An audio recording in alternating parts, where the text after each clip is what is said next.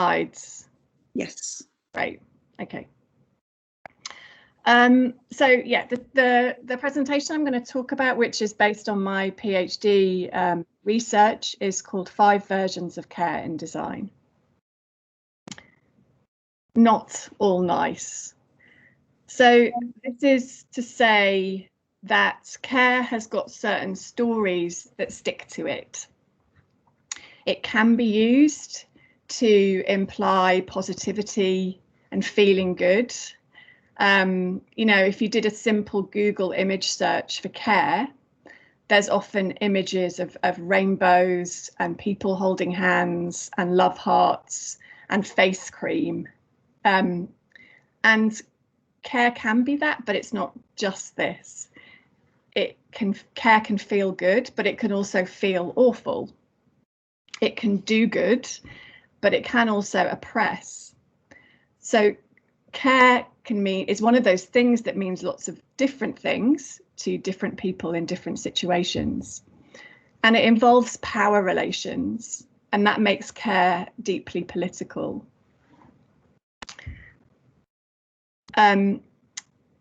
So in design too, care can manifest in different ways.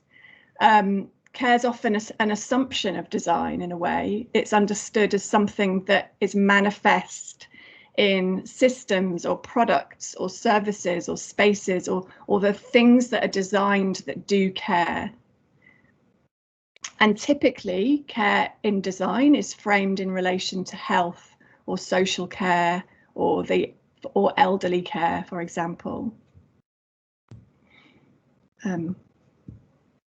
So in my PhD, I became interested in care through a frustration with my design practice.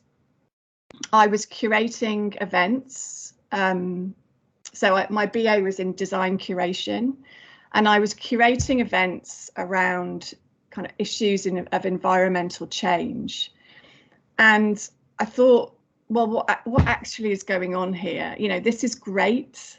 What I'm making is great at gathering people and gathering concerns about these issues that we should care about, right? But where is the care? What is going on, and what would it mean to do that? So I sort of stuck with that question of what is care in design for years and years now, like 5 years. And not just how care is manifest in those products and services and spaces, those practice outcomes, but how might care frame my practice as a kind of way of looking at my practice, as a mode of doing. And so to do this, one of the things I've wanted to understand is the ways in which care exists in design. And so as part of my research, one of the things I did to sort through that is to make a typology of care in design in my PhD. So that means a kind of way of versioning different kinds of care in design. And these are some of the versions of care that I've spotted in the literature that I've been using. And as well, I've looked for examples in design that articulate these versions of care, and also to kind of understand how design and care work together. So we've got kind of not causing harm, biopower, overlooked support, parochial, and speculative. And these are just some of the different versions of care in design that I'm going to talk about today. And I just also kind of to say that in making these categories, some of the examples that I'm going to show today in design and also in art and architecture as well, I haven't made them. Some of them are from teaching projects that I've been running. Also, some of the examples I'm going to show you, I don't personally like, right? This isn't, my talk today isn't a kind of, this is what I've been doing in my practice or type talk, but it's about a typology. It's about drawing on examples as a way of taking the question of what care is in design and saying, well, actually, it can be lots of different things. It can be multiple things. It can even be multiple things simultaneously. So my approach has been to version and multiply care, and then to kind of use that as a lens to view the world of design through. And actually, that's a bit of a different approach to a lot of the care writing in design that might be slightly focused on maybe one of these kinds of areas. And in your practice and in your context studies, you might just be interested in one of these areas, and that's completely cool. But what I'm trying to do today is sort of talk about a wider context of care in design. I realised also I didn't give you any references before this talk in the kind of blurb that Catherine sent round. So, you know, here are some of the guides, the crew really that have been the guides from literature, I would say. And I'm going to use them, I'm going to interject them through the session today. And so they are Joan Tronto, and obviously, you know, check these books out.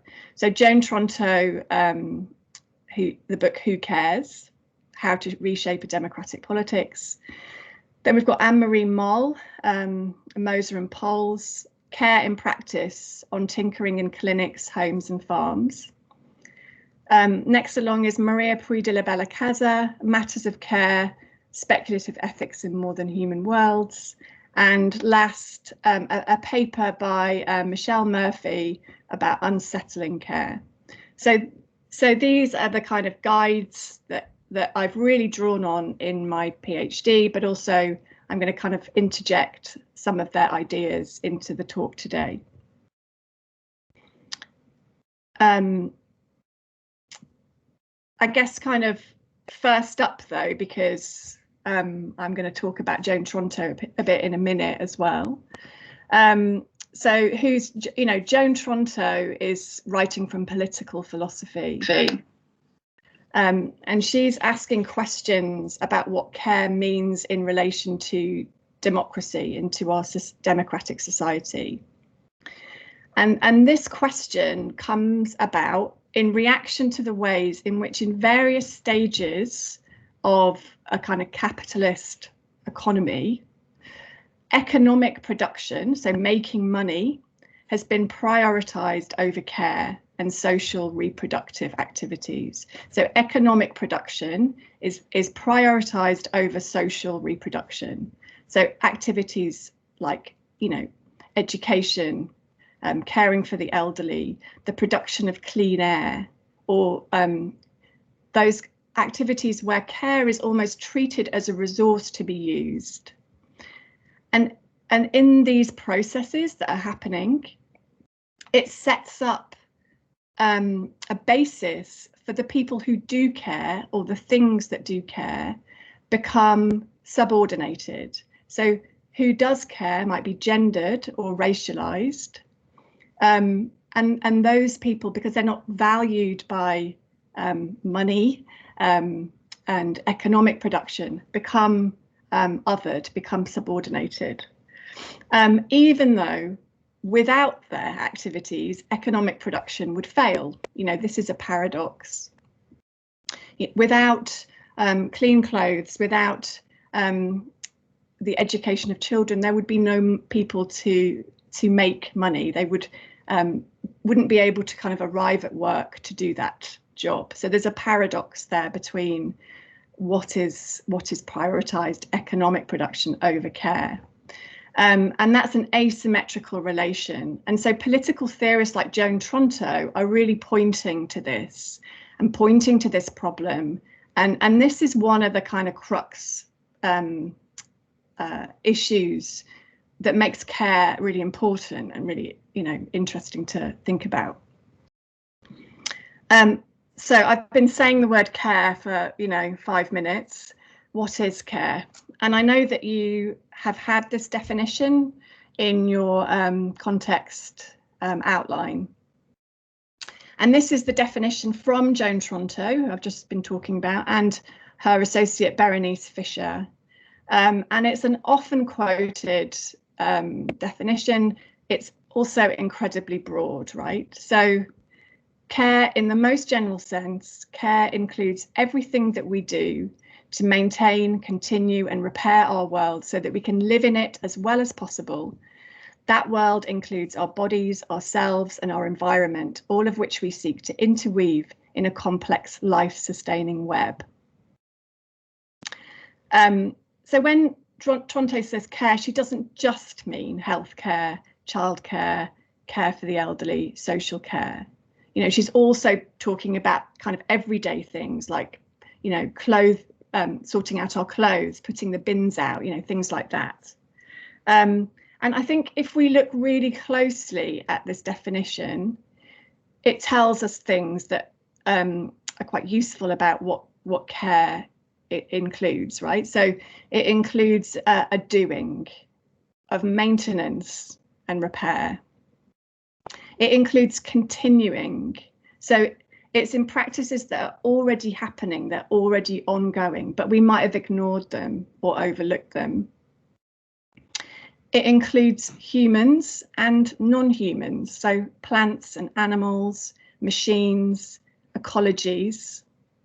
It includes a we, so everything we do, so it's relational and it involves a kind of responsiveness of caregiving and receiving.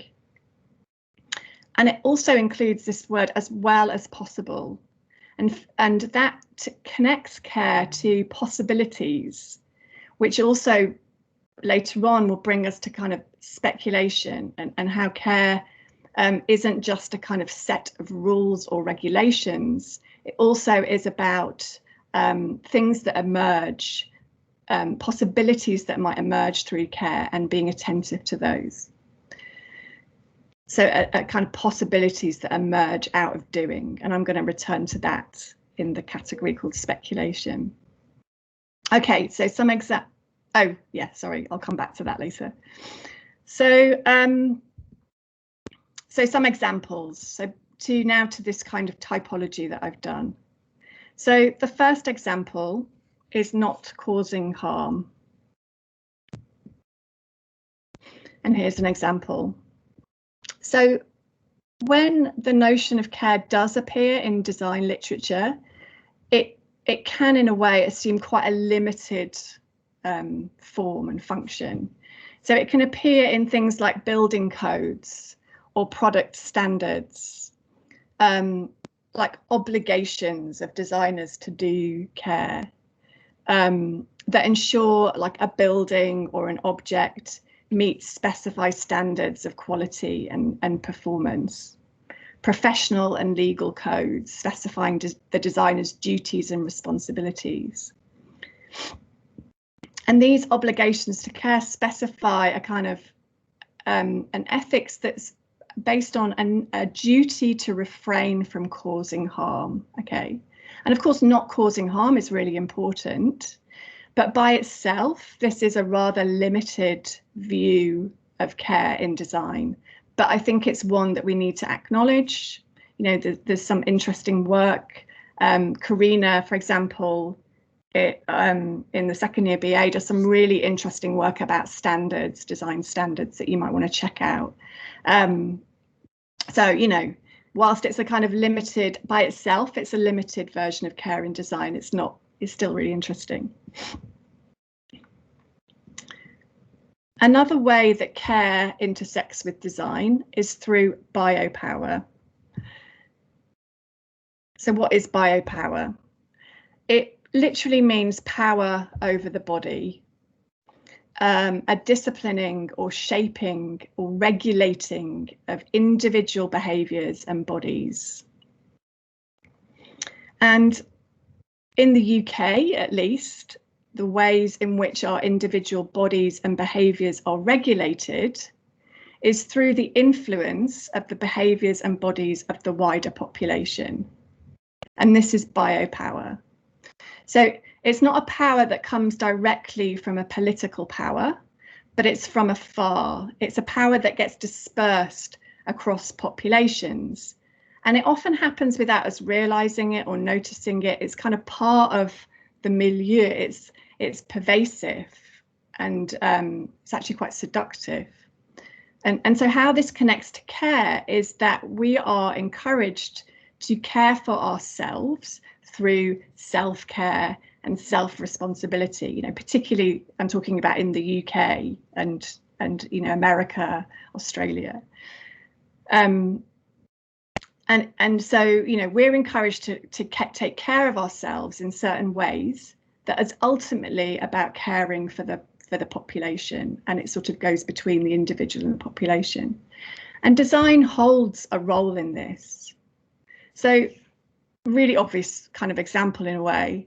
This is a Fitbit, and I think this is an example of biopower, care, and design. It's a disciplining or regulating of the body through mobilizing care, self-care, and design. And there's also obviously loads of examples of the design products, you know, and services of kind of body-worn, wrist-based mobile health technologies like this, you know, any smartwatch now. But there's also obviously apps like Strava and Google Fit, I guess. And you know, I know that you know what these do, but you know, just to spell it out, these are products where individual citizens can track fitness activity, mood, and sleep. So here we can see those stats. You can add data from multiple sources, look for patterns, and we can also share that with a wider population, our friends. You know, often we compare our activity to our friends. And research has shown also that this isn't necessarily kind of bound by simple lines of economic disparity and privilege, but it's quite a widespread phenomenon that this sort of sharing is happening. The use of these apps and devices is happening. So what's going on here in relation to biopower? So how I see it is it's an alignment between an individual practice of self-care, of a health routine. At the same time, you know, it's alongside the kind of the interests of corporate ventures in healthcare.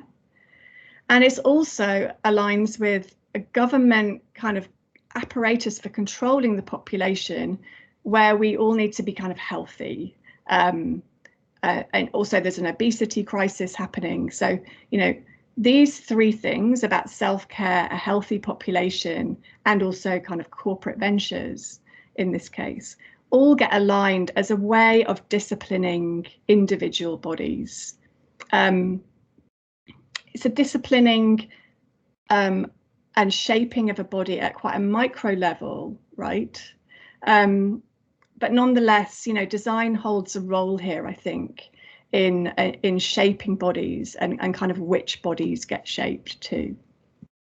So that's quite a sort of pervasive one. I also, in my examples, just to say, in some examples I've kind of got one, and in others I've got loads, so it's not kind of evenly spread. And in this category of overlooked support, I've got more examples than the others. So overlooked support is a version of care that has been a sustained topic in feminist scholarship. And that's because care signifies labour that's been overlooked, and it's been gendered and racialised. And this is something that feminist scholars have taken as something important to study. And it's an interest in how the world is maintained, how this happens, who or what does it, and who benefits. And that's kind of one of the interests of feminist scholarship that comes through care and maintenance of the world. And so I think this is really interesting for design, right? Because as designers, we're typically concerned with innovating new things rather than thinking about the maintenance or administration of the existing and ongoing. So I think overlooked support, as I hope you'll realise, is quite an interesting topic in relation to care and design. A good example, this is actually from art practice, but it's a good example of how the overlooked maintenance was important in kind of 1960s and 1970s feminist work. And in the work of Mirle Laderman Ukele's. And actually, I'm going to play a film clip in a moment. So I might just have to pop out of the PDF. So she can describe her work. I'm just going to kind of jump around the video because it's quite long. I mean, basically, a quick background to her was that in 1969, she was making work and she was getting really frustrated as trying to combine her life as a mother, looking after children, and her life as an artist.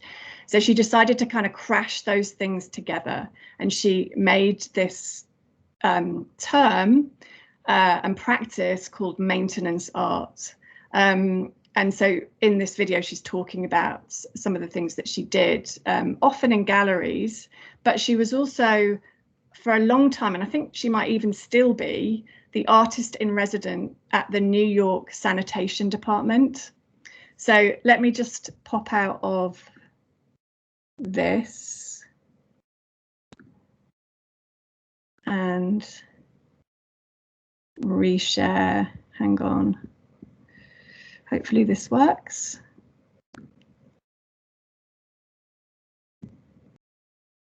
Where am I? Sorry.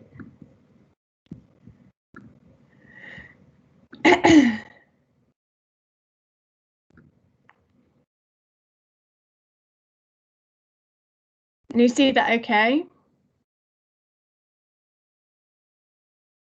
Yeah, all good. Okay, great. Yeah. Okay, so I'm just going to skip around this a bit, but obviously feel free to encourage you to go and look at it afterwards. It's Meryl Laderman Ukele's, and I'm an artist. I was born in Denver, Colorado in 1939. I grew up in a sort of middle class, lower middle class neighborhood on the west side of Denver, intensely Jewish neighborhood. My father was a rabbi. Look, I grew up in the 50s. A really weird time, very weird, especially for a woman. I knew that this whole culture, it was so constraining. It was so ridiculous. This was not for me. And I said, I'm going to New York to go to college. I just announced that. Art, which was supposed to be freedom, not taking up excess space on the earth, they leaked. One night, I just said to myself, if I am the boss of my freedom, then I call maintenance art. Which actually, what am I doing? I'm taking a Western notion of art as freedom and taking a non-Western notion of repetitive systems and saying that's art. I'm crashing them together, actually. It's not such a happy union. But I said, if I have this freedom to name, like my grandfather Marcel gave me, I choose maintenance and I call it art. I call necessity art, which actually you could say that's bullshit. So what? I name it art. I wrote this 4-page manifesto saying that I call maintenance art. And it had a second part, which was a proposal for an exhibition that would take over a whole museum. I live in the museum and I take care of things. I dust, I clean, I change the light bulbs, I feed the people that come in. There's no art that you could see. It's the working, that's the work. The second floor is a floor of interviewing people. How do you keep going? What happens to your freedom? A container of garbage gets delivered to the museum, like material, polluted air, polluted water, polluted earth, and they're serviced on the third and fourth floor by scientists and pseudoscientists who are artists. and they magically transform these materials and they're returned to the city robust and healthy. I mean, it's an artwork. I fell into an understanding, I think, of the limits of Western culture. The few or the powerful that say what's what, and then those who support underneath. And I said, forget it, boys, this is over. I had new eyes, and I was in a new world, and it was the whole world. And I wanted to make art about whole systems. I spent a year and a half just talking to sanitation workers. This was the height of the fiscal crisis in New York City in the mid-70s. There was a move to sell the sanitation department to private carters. So sanitation workers were quite hysterical. Thousands of people were laid off. David Bourdon wrote an article about a performance work I had done with 300 maintenance workers saying, if maintenance can be art, what about the sanitation department? They could apply for a grant in performance art from the NEA and replace their cut budget. So I simply sent a photocopy of this article to the commissioner. I didn't know who that was. I didn't know where my garbage went. I got a call from Francis, the assistant of the commissioner.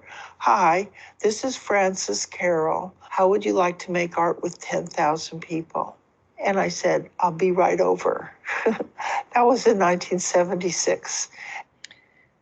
Anyway, I'm going to stop that there, but please, go back in and have a look at it.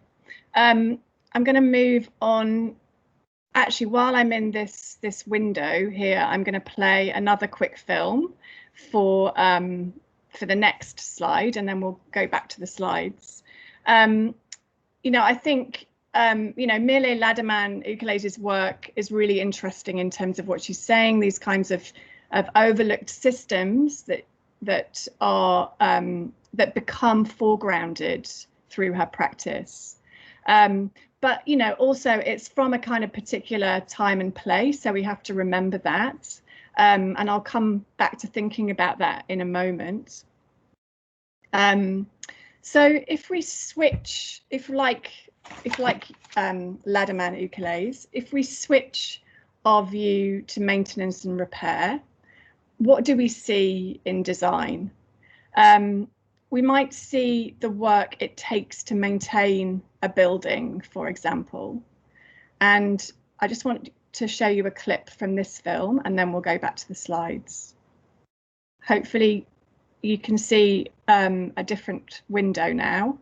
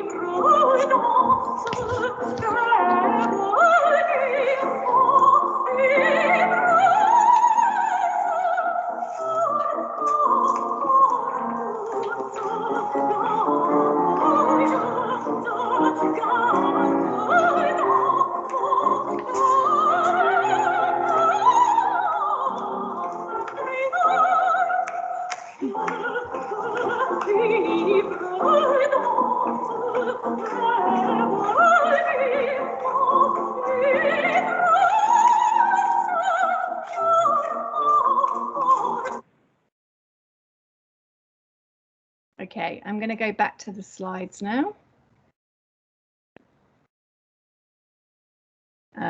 One sec.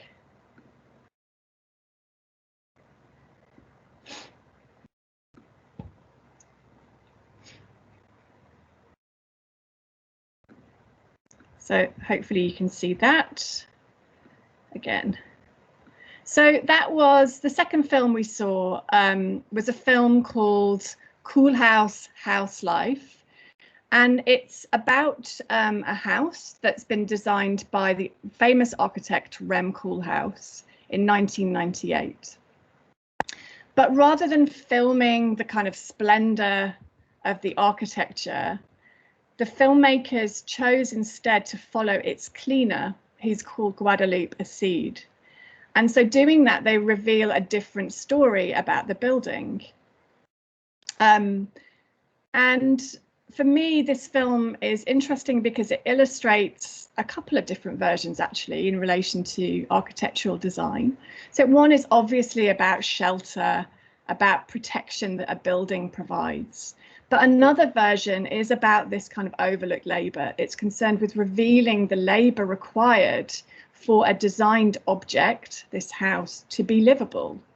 So, you know, here we kind of follow the cleaner's routine of cleaning, of pulling back these endless curtains, of cleaning the windows. She attends to kind of leaks and stacks books in an elevator as well.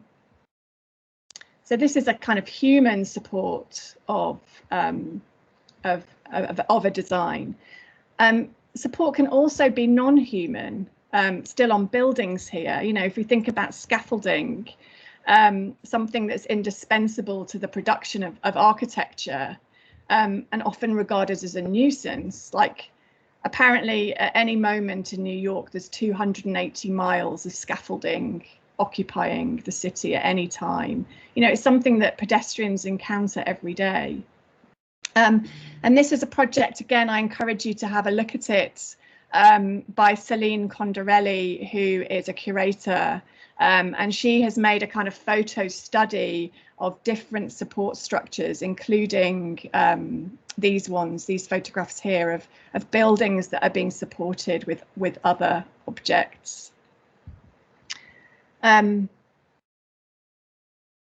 So I've been talking about kind of physical designed objects, buildings, but also as designers, what happens if we switch our view to the maintenance and repair of the overlooked, and what do we see in the design of digital, for example? You know, rather than seeing innovation, we might see what the work it takes to maintain a digital design or the web, you know, a website, for example.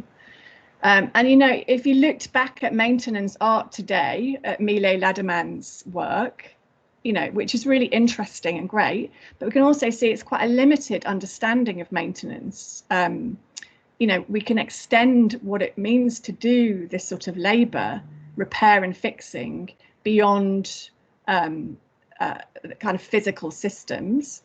So we could think about, you know, for example, most software applications and platforms and portals would break down really quickly were it not for maintenance workers who keep them in good working order. People like systems administrators, data janitors, security guards in data centers, code cleaners, tech support, content moderators. And this is a film called The Cleaners, and this is about content moderators, about the people who work to make the internet a clean environment, and kind of reveals the overlooked labours of digital content and social media.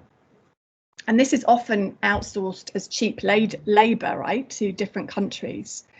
For example, the Philippines is the focus of this film. And so that kind of goes right back to the question of who is caring for us, for what we, you know, for the things that are made, and the kind of uneven power in that. And just to interject with Anne-Marie Moll, who had the green book I showed you at the beginning about tinkering, one of the things that she says that relates to this, the film The Cleaners, is that we can extend care to non-humans, to technologies, and to say that not only is it humans that do and need care, but also machines do and need care. They also need care to continue working. And I think that idea again of machine care, that the kind of non-human in care, is also interesting for designers who are interested in kind of materiality and technology.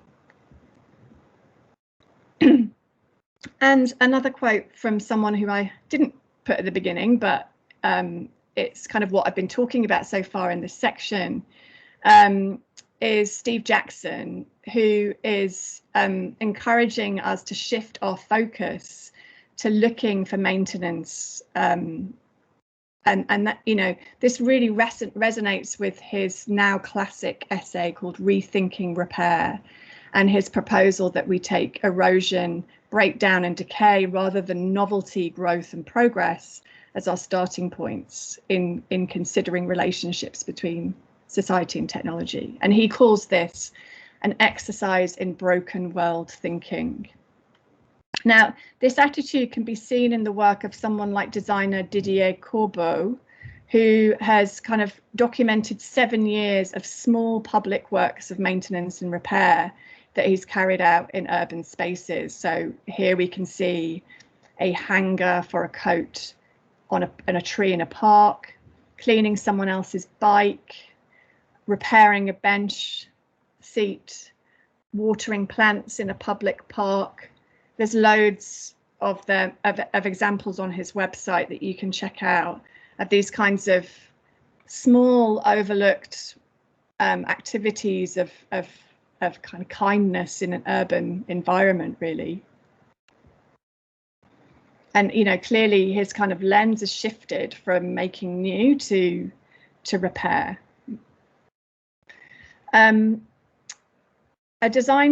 Another design project by Lily Arani and M6 Silberman is called Turkopticon.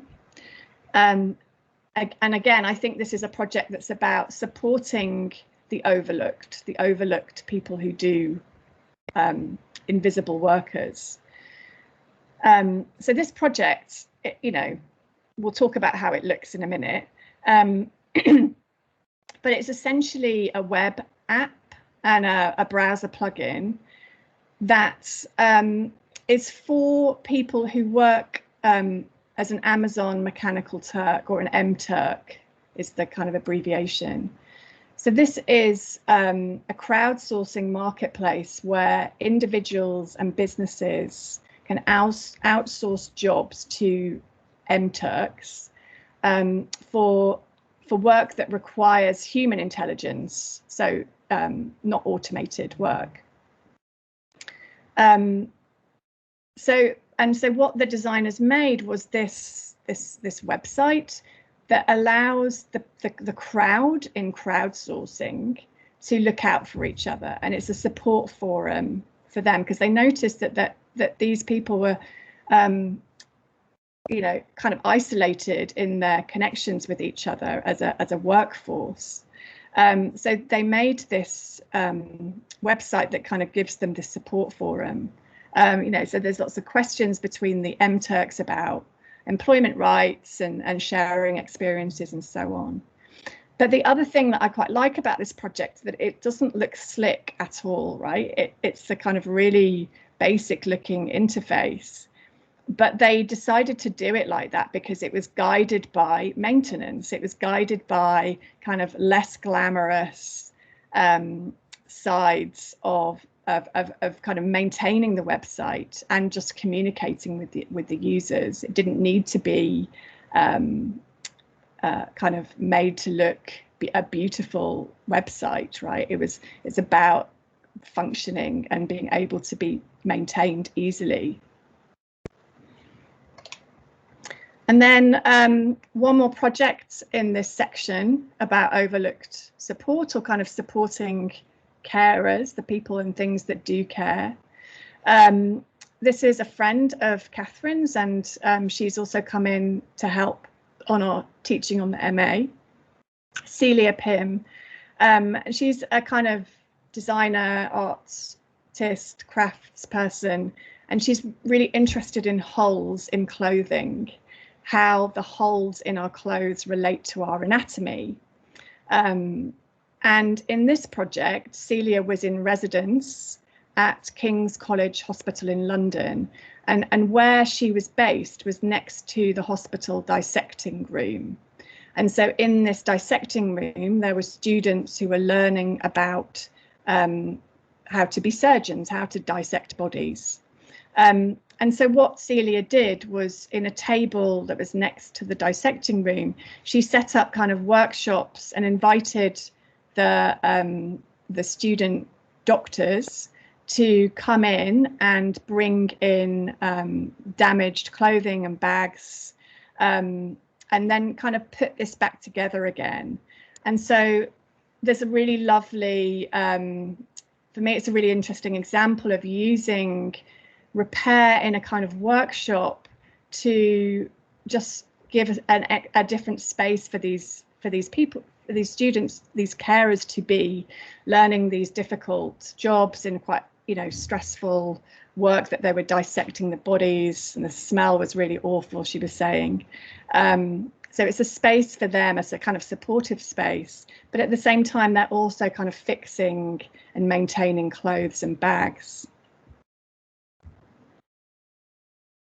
And just finally, if you know, there's lots of collectives coming together to kind of practice this broken world thinking. And you know, so if you're interested in looking at those collectives that are coming together and the kinds of topics that they are interested in, you could, for example, look at the Festival of Maintenance, you know, for example, and look at the sorts of things that they've been interested in, like, for example, the gig economy. You know, this becomes described as a precarious form of maintenance. So have a look at groups like this. There's also a group called Pirate Care, which is also a really interesting collective, and the sorts of projects that they're doing too about the overlooked labours and how we can act to support them or raise them as being made visible. Okay, so that's the end of that section, and I'm just going to have a sip of water. Now, parochial care. This is an example of a kind of darker side of care, if the last one wasn't dark. And, you know, obviously this jacket that was designed by someone at Zara wasn't intended for the purposes of a Melania Trump's visit to the Children's Immigration Center on the Texas border in the States. But I think it's an example that helps to illustrate a different kind of care that we hear, right, seen in people like Trump, and also the kind of narratives around Brexit, about rebuilding our country and taking care of our citizens. So this is a kind of parochial version of care, a patriarchal version of care that's a very limited, it's about having a limited outlook of who is cared for. So care isn't innocent. It's got a dark side like this. And to go back to the guides at the beginning, this is something that Michelle Murphy really is interested in and talks about. So Michelle Murphy is a gender scholar, and she's significant because she wants to unsettle care as something that is feel good, as always positive. And she reminds us that care isn't innocent because it's entangled, like I've been saying, with the biopower and the jacket that Melania Trump wears. You know, it's entangled with kind of disciplining bodies and interventions that have been made in the name of care, but actually work to let certain people become privileged or and subordinate others. So Michelle Murphy, if you're interested in this kind of unsettling care, I recommend having a look at her work in gender studies. And because she's asking the question of, okay, so what is being cared for here? Right, the final category is speculative. And this is to return to one of the guides, Maria Puy de la Bella Casa, and her book Matters of Care. And I just want to bring forward a couple of points here. So if we remember the definition from Toronto from earlier of everything we do to maintain our world, that definition. So Maria Bellacasa uses Toronto's definition and kind of prolongs it to suggest that care isn't a recipe, but it involves these kinds of 3 dimensions of a doing that involves an effective or affecting relationship, but that out of which ethics and politics will emerge, and it might come also from a political or ethical situation. So also the other thing that she wants to do, which is similar to Anne-Marie Moll, who was talking about how care doesn't just include humans. So Bellacasa wants to include, extend care to more than human. So things like the weather and the climate and soil. And so she's really interested in how can we care for soil, how soil's been treated as a resource in so many ways and left unfertile. And she sees that as a really urgent issue that needs to be cared for. And in particular, one of the points that she stresses is this understanding of care that's not a recipe up front, but how that it emerges through a hands-on, ongoing process of relations that is messy, and where doing care as well as possible might emerge. So what is meant by speculation here is that when we care, or what we care for, or what we think we're caring for, shifts. Because if we're caring for one thing, we're not caring for something else. So we need to be attentive to these shifts in care, what is being cared for. And that, Bellacasa says, requires this sort of speculative attention. This is really hard to get your head around. I mean, it's taken me years to kind of unpick what she's saying here, but I think ultimately it's can be said quite simply that rather than a recipe, care changes, and what we think we're caring for at one point can shift. And so I've got some examples of this that have happened in some of the teaching that Catherine and I have done. But first, there's another example from 2 designers called Asa Stahl and Christina Lindström, and their work in the Unmaking Studio. They're based in Sweden. And what they are really interested in their practices is the aftermath of industrial design. So this is a project called Unmaking Soil Communities. It was carried out in Sweden in an area where industrial glass production had left a load of pollution in the soil. So the aftermath of design. Leftover materials of glass contain metal. So lead and arsenic, cadmium as well. So these are the kinds of metals that are used in the production of industrial glass. And they, over the years, they've been dumped in the factories and lands around the factories in this place that's actually called the Kingdom of Crystal, or the Kingdom of Glass in Sweden. And while in that area, the aftermath of the glass industry is well known, it was not kind of necessarily known about how it mattered and to whom it mattered, as well as what to do about it or how to care for it. So the designers kind of carried out some experiments that aimed to foster maintenance and repair of the soils with a group of invited participants. And you can check this out on their website as well.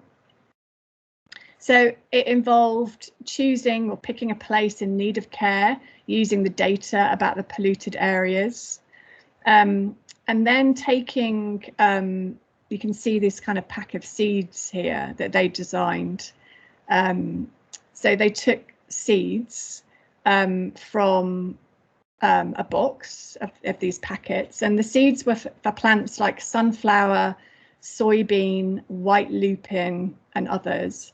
And those plants were chosen because they are phytoremediators. Okay, so some plants have special capacities to actually accumulate metals and pull metal out of the soil, and therefore potentially remediate the soil. So these plants essentially clean soils. Okay, they're called phytoremediators. So we've got these polluted soils, and we've got the kind of seeds that can hopefully help with this.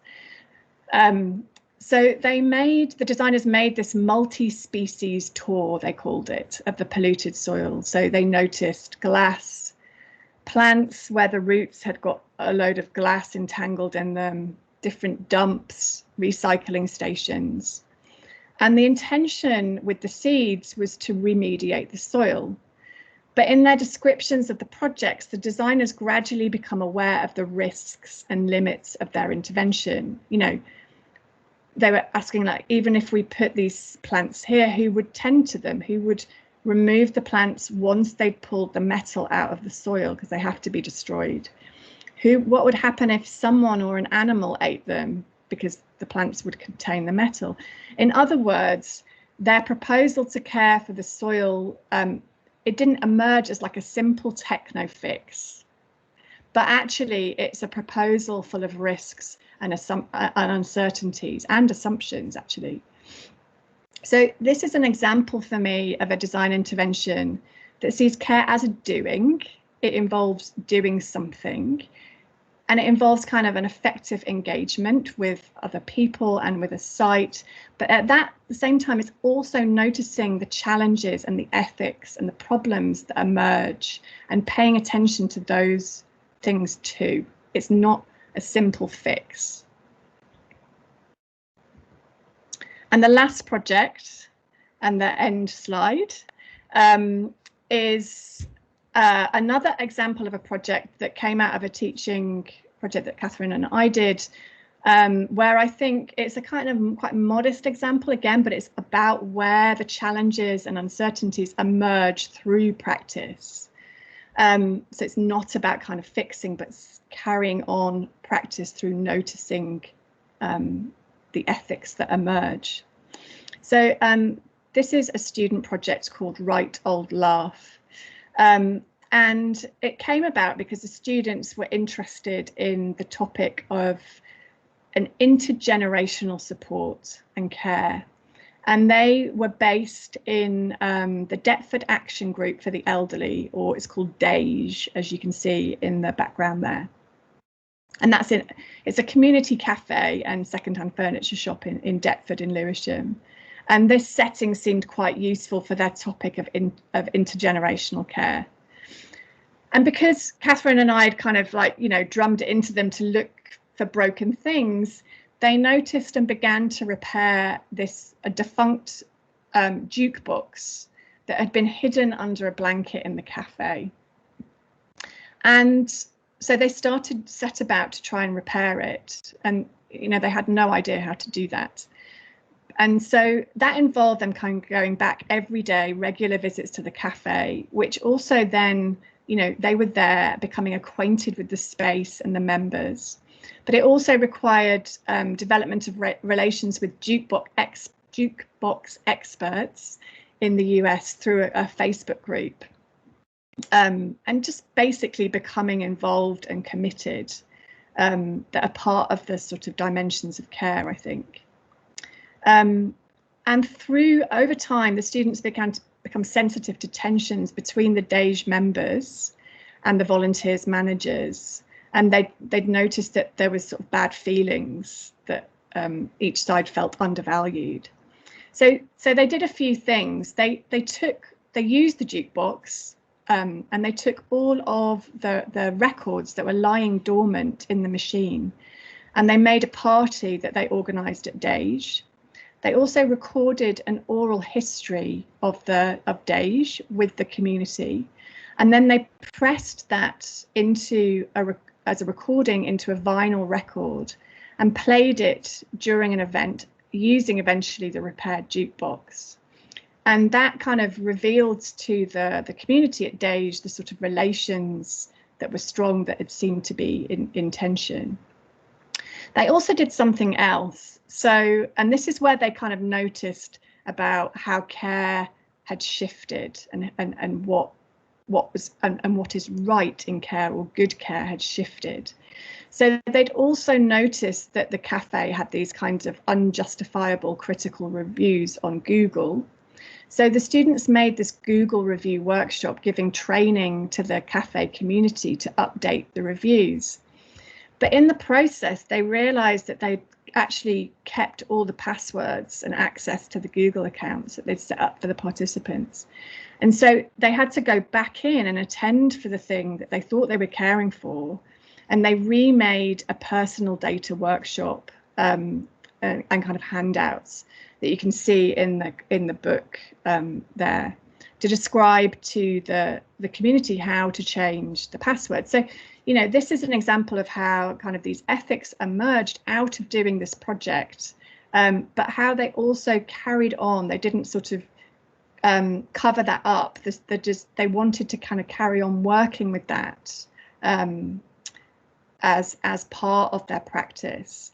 And so for me, that's a really interesting, like similar to the previous example, of noticing how what you think you're caring for has shifted. Right, I've been talking for ages now, so I'm going to stop talking. That is the kind of the 5 versions of care in design.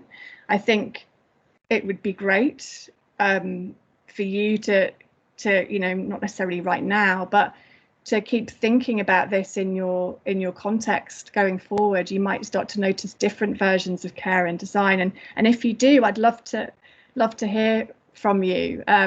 You can email me and tell me of other versions of care that you've spotted.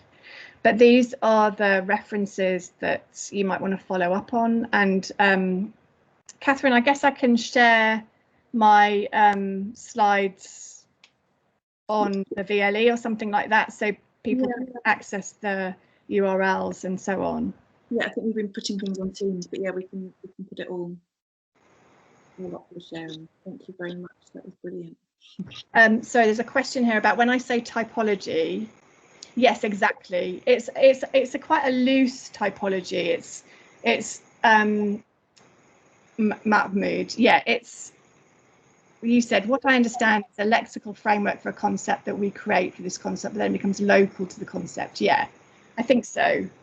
Yeah, it's a way of kind of versioning. It's saying care's not just one thing, it can be different things in design.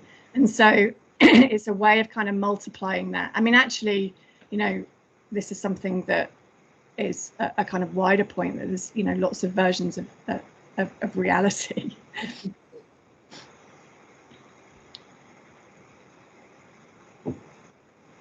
Does anyone have any other questions for Sarah or comments in relation to the talk specifically, or maybe even in relation to the content of the talk in the brief? Any ideas?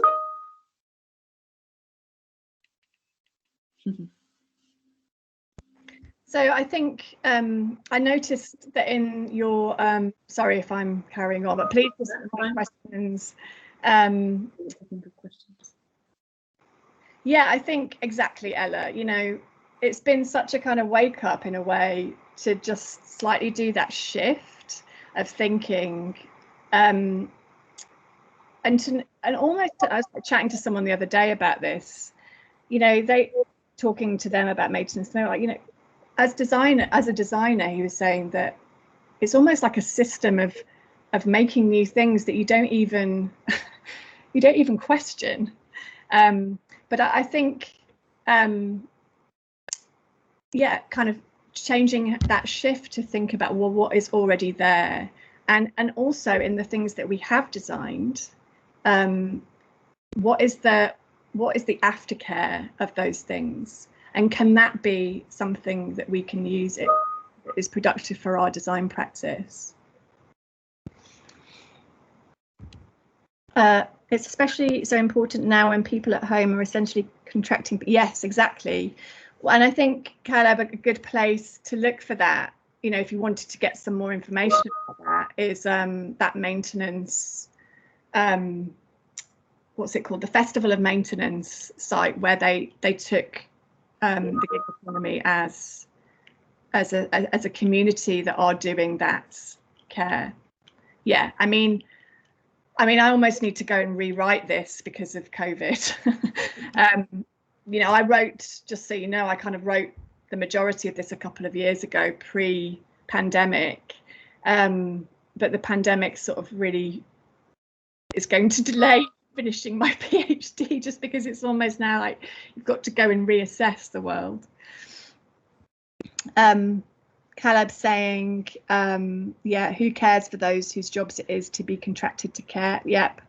How every surface must be cleaned constantly, as well as daily life, meaning we ideally perform care for others through social distancing and mask wearing. Yeah, yeah, exactly. And I think it'd be really interesting to sort of do that almost analysis of, I mean, I know this is something you've been looking at, Catherine, about kind of PPE, you know, who's producing PPE,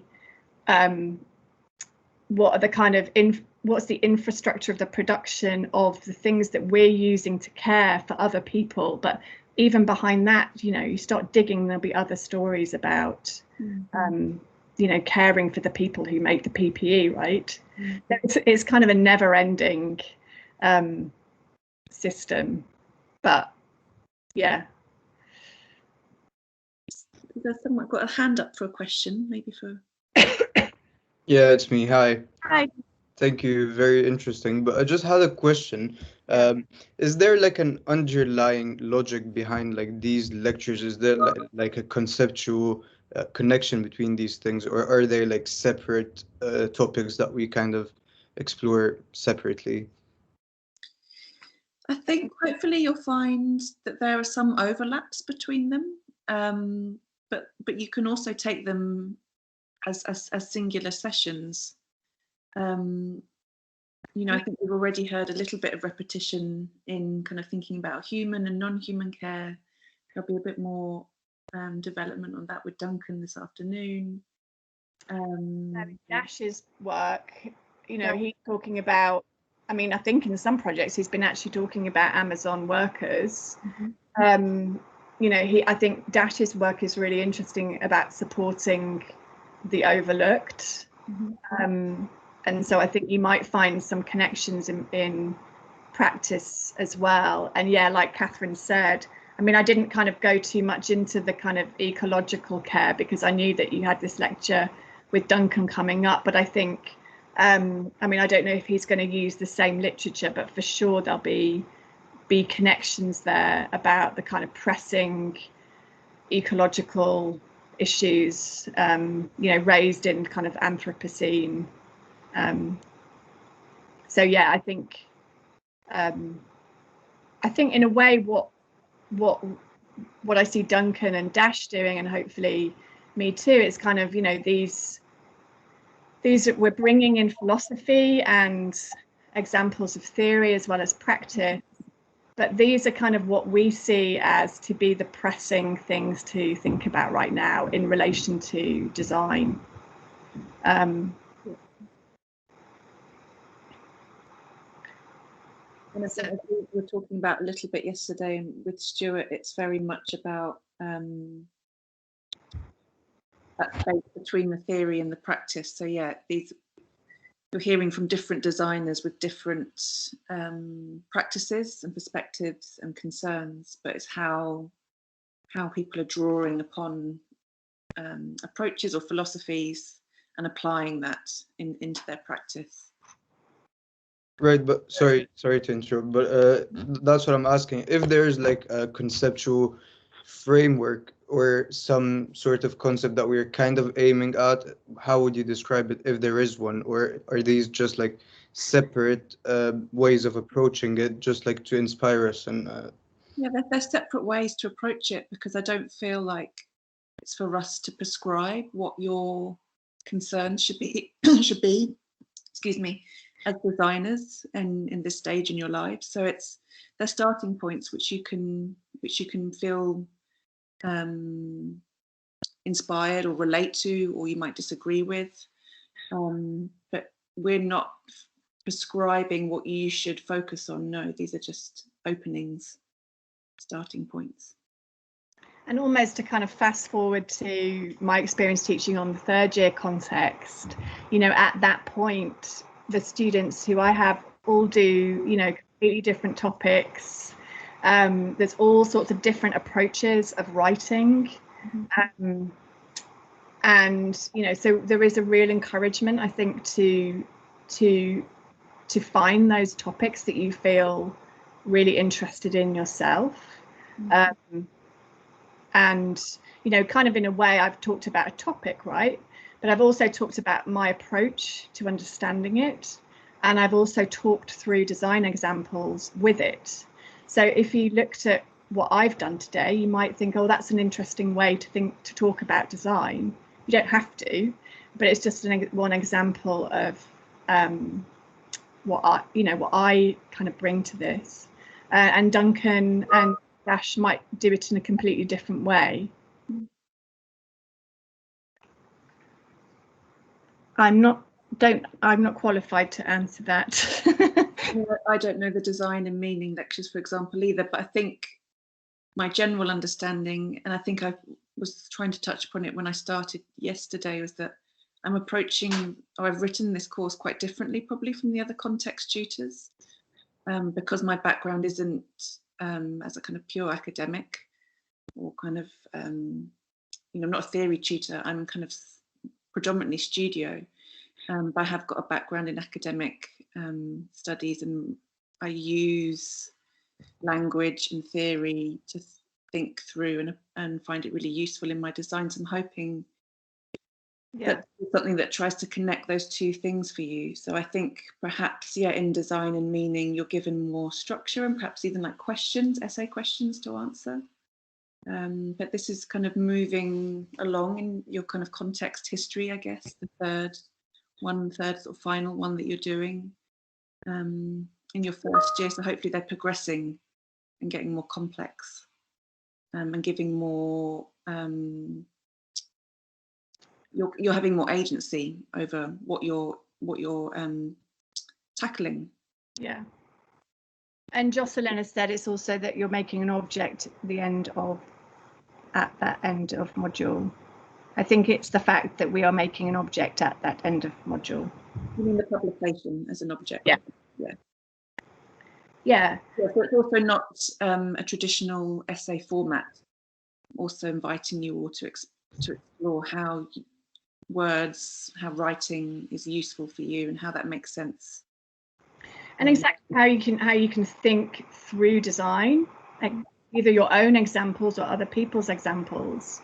Like Catherine's saying, you know, we can, you know, like I've done. I'm sure the Fitbit engineers didn't have a discussion about, you know, care and biopower. Maybe they did, I don't know.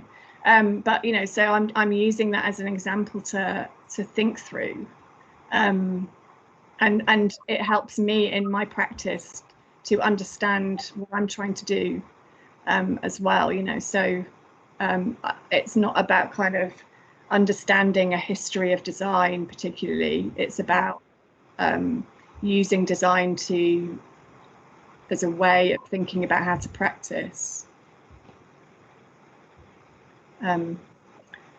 Thank you, Ashley. I'm actually going to screenshot that. That's very useful. Hi, can I ask a question? Lisa, yes, hi. So I don't know if I understood parochial care correctly, but I'm questioning if contradiction in care includes in that care. Like, for example, panda, like it was a species that could have been disappeared, but it survived because they have cute, adorable appearances.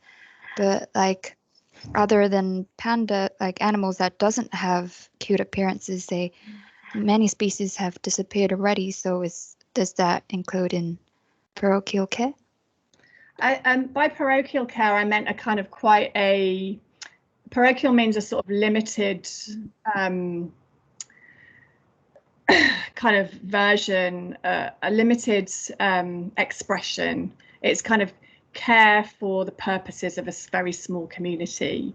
And so when Trump says, you know, things like we're going to care for the country, he's actually, you know, that there's a kind of rhetoric there of, you know, we know that some people aren't included in that. And it's also using care for kind of darker purposes, I think. So to me, that, you know, that example of the coat that she wore, you know, really inappropriately, is I'm using it as an example of this kind of darker side of the messages of care that we're hearing from those sorts of governments around their care for the country, right? Okay. So that's kind of what that meant. But yeah, I mean, I think in terms of pandas and kind of which animals are visible, right? I mean, that's a really interesting question. You know, that might be something that Duncan picks up on again in the kind of ecologies lecture. But yeah, you know, an interesting observation. Thank you.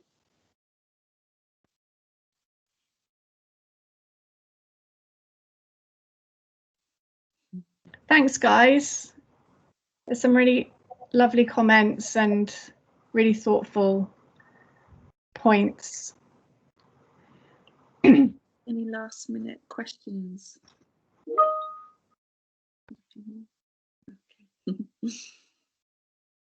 You're welcome, Ellie.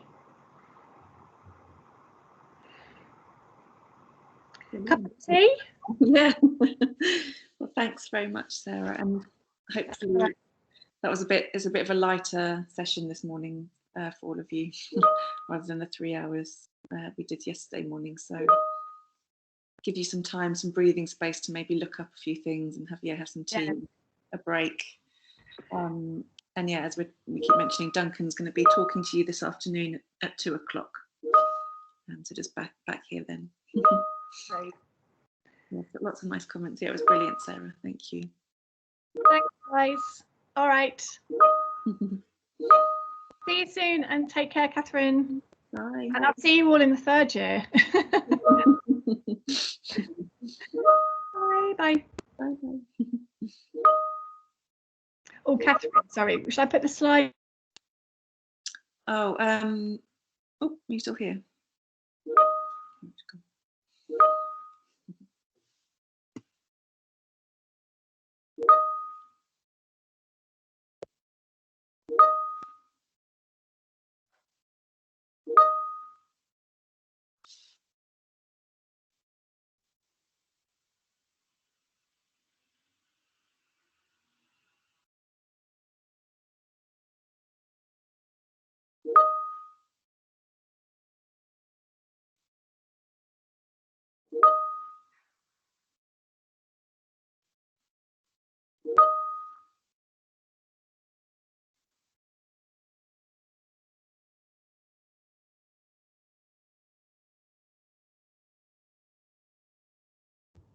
Catherine, I think Sarah is trying to ask a question. Oh, you're back. You're still there. Oh, can I put the slides here? Sorry, I was texting you to try and reply. Yes. I'll sort them out. I'll put them up.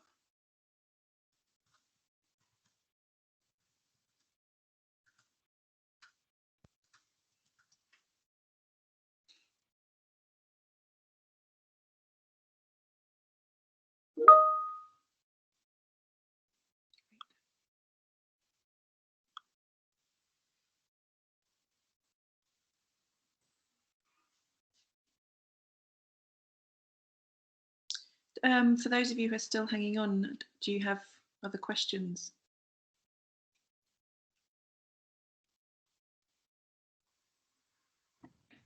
Not exactly. I just download the file and look through it. Yeah. Right. Finally, I mostly understand what Sarah trying to talking about. The language barrier is so crush me. Yeah, sure. I mean, you've got time to look back maybe and re-listen and look at slides. Yeah, I secretly to upload the recording to the YouTube, since that I can find the subtitle, but I try to put it privately. So Okay. yeah, it's more friendly to me. I just trying to watch it again and have enough time to search some terminology, some words. Yes.